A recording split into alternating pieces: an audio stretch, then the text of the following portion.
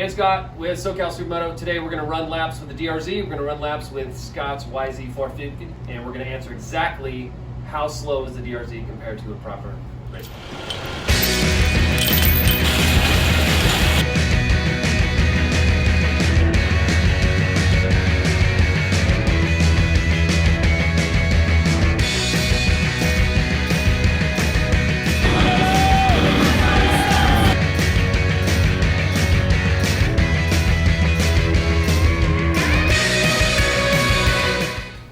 Hey guys, Brian with SoCal Supermoto, and I'm over here with Scott, who's one of our instructors, supermoto racer, general, all-around badass.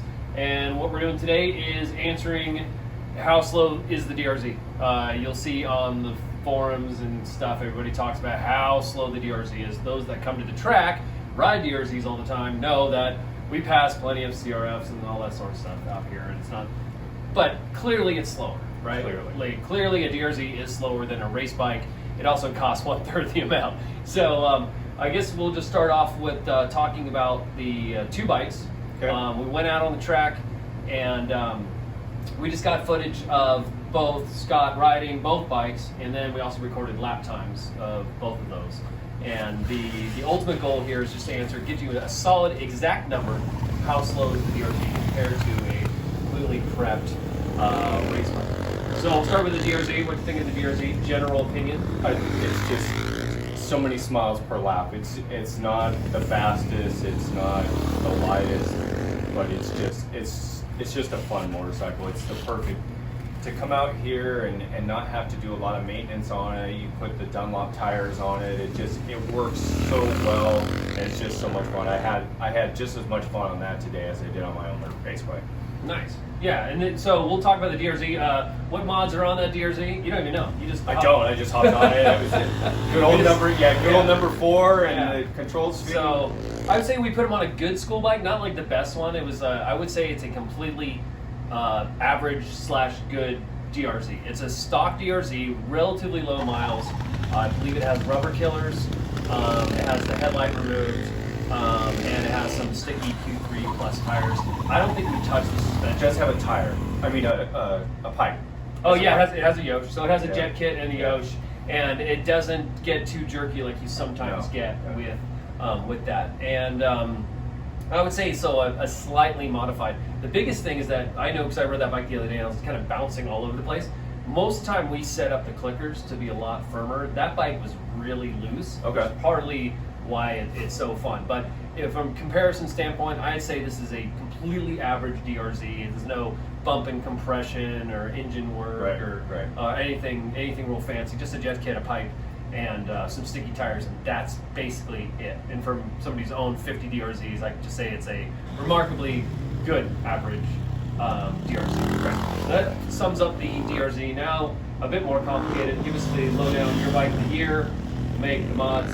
So it's a 2014 Yamaha YZ450F. I bought it used about a year ago. It's got a Henson slipper clutch. Let's see, it's got an FMF pipe, full pipe, Vertex ignition, Brembo brakes on the front, just your standard supermoto things you would do to your bike to race supermoto. It doesn't have. It's basically a stock motor with a pipe and the ignition flash with the Vertex ignition. But other than that, it's stock. I run pump gas, 92 octane, and it's perfectly fine. All right, cool. So those are the bikes. We're gonna run them. Going to show you the clips. Guess how much % slower the DRZ is. That's your job as we go to the clips. And when we come back, we'll talk about the overall impressions and the results.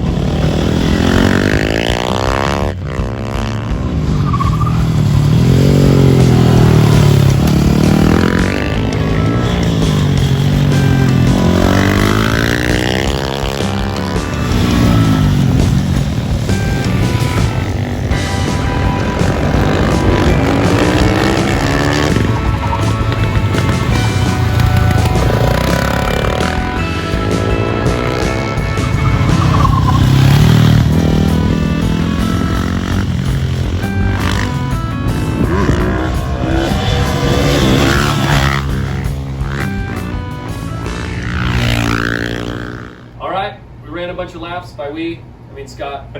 And Tired. Yeah. Overall, what would be? We'll just get right to the question. What would be your guess? How much slower the DRZ? Of course, you know the answer. So I do know the answer, but before we went out, I thought it was going to be probably for me on the two bikes. It was probably going to be about 7 or 8 seconds a lap slower than my bike.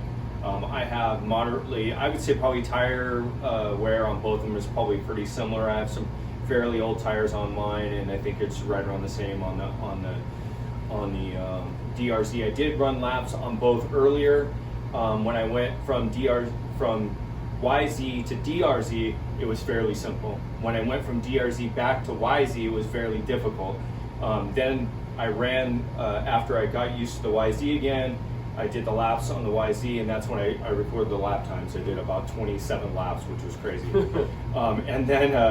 And then I came in and then took the DRZ, which is a really easy transition. Put probably about 16 laps on it through traffic and stuff, but we got a couple of clean laps, and it went well. I had so much fun. It didn't do anything weird or anything. It was just great. And just a quick side note on tires. Basically, I would say intermediate, advanced, you're going to get something with slicks.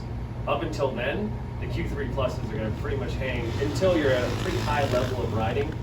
You're going to get just as fast on the Q3 plus Dunlops as you will with a set of slicks. I would say that the DRZ and the Dunlop Q3 pluses are probably the perfect marriage. They're at the same level, and the tires are probably even a little higher level than the bike is capable.